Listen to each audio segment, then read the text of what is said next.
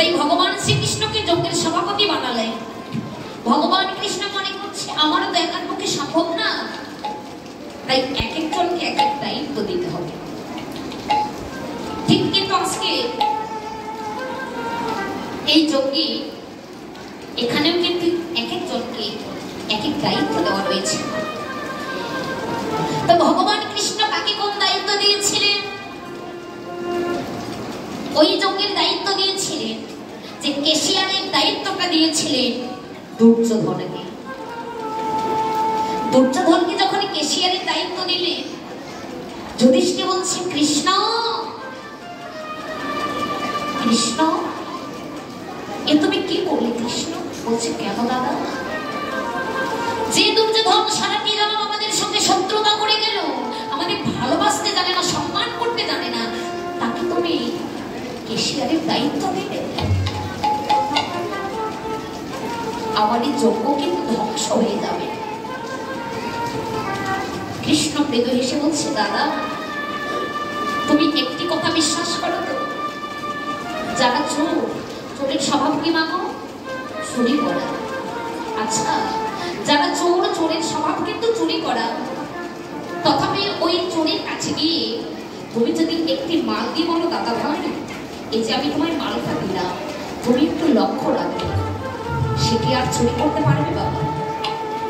সে যতই চোর হোক না কেন, তাকে যদি দায়িত্ব দেওয়া হয় সে কিন্তু কোনোদিন চুরি করতে পারবে না।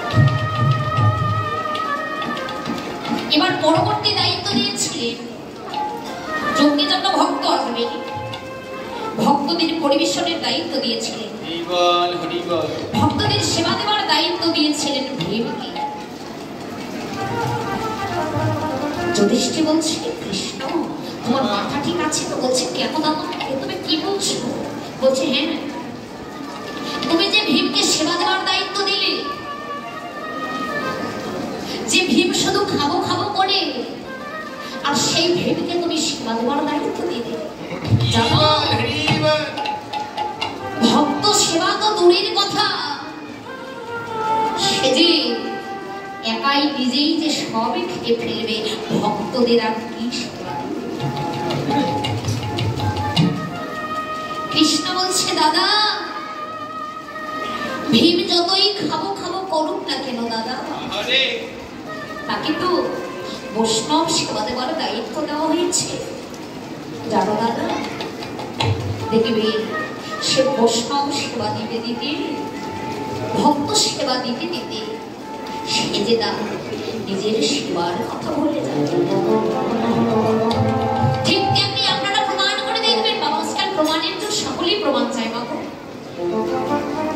প্রমাণ করে দেখবেন এখানকার যারা আয়োজক বৃন্দ রয়েছে মা, অনুষ্ঠান করা কিন্তু আসলে খুব কঠিন ব্যাপার। যে কোনো মহতী যজ্ঞ অনুষ্ঠান বলে, যে কোনো অনুষ্ঠান বলে, এটা কিন্তু অ্যারেঞ্জমেন্ট করা বা দায়িত্ব নেওয়া, এটা মেইনটেইন করা কিন্তু অনেক কঠিন। যারা এত সুন্দর অ্যারেঞ্জমেন্ট করেছেন, যারা এত সুন্দর আয়োজন করেছেন, আরে বাবা আমরা কিন্তু মাছে ভাতে বাঙালি, তাই না? কিন্তু আসলে হয়তো এই কথাটি বলা আমার অপরাধ হয়ে গেল, তবু বলছি অপরাধ ক্ষমা করবে। আমরা কিন্তু ডালে ভাতে বাঙালি হই, একবেলা না খেলে কিন্তু আমরা চলতে পারি না, আমাদের ইচ্ছে চলে না। কিন্তু দেখুন কি ভক্তি, কি প্রেম, ভক্ত ভগবানের মধুর মিলন। মাগো এখানকার যারা আয়োজক বৃন্দ রয়েছেন, আমাদের কমিটির বাবার কমিটির দাদা ভাইয়েরা, আমার মনে হয় এত সুন্দর মহতী যজ্ঞানুষ্ঠান আয়োজন করেছে। আর আজকে 2-3 দিন ধরে যে লীলা কীর্তনের আয়োজন করেছেন, এত এত ভক্ত সজ্জন আছে, ভক্তদের সেবার আয়োজন করেছে।